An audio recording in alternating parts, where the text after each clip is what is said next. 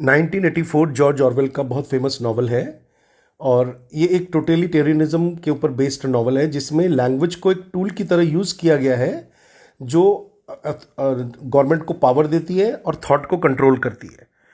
तो उसको उन्होंने न्यू स्पीक बोला है। तो पोस्टर में आप देख सकते हैं कि what is controlled in the language.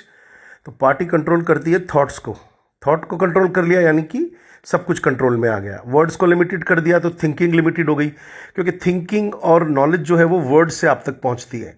M क्या रखा, एलिमिनेशन जो है वो विद्रोह नहीं करवा पाएगा, मतलब कि अब आप विद्रोह नहीं कर सकते क्योंकि आपकी सोचने समझने की ताकत ही नहीं है।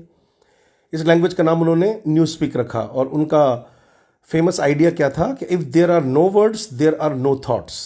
वर्ड्स को सिंपल रखो, हर साल उसको कम करते जाओ। और उन्होंने नए नए वर्ड इंट्रोड्यूस किए जैसे डबल थिंकिंग, जैसे thought crime, crime stop, die के लिए उन्होंने अनपर्सन वर्ड यूज़ किया और इस तरह के स्लोगन्स प्रचारित किए। वॉर इज़ पीस, यानी कि अगर हम वॉर करते हैं तो समझ लो कि तब पीस में रहेंगे, यानी कि अलाउ करो हमें वॉर करने के लिए, यानी कि तुम टैक्स भरते रहो, हम वॉर करते रहेंगे। फ्रीडम इज़ स्लेवरी, और तुम जितने ज़्यादा गुलाम हो उतने ही तुम आज़ाद हो।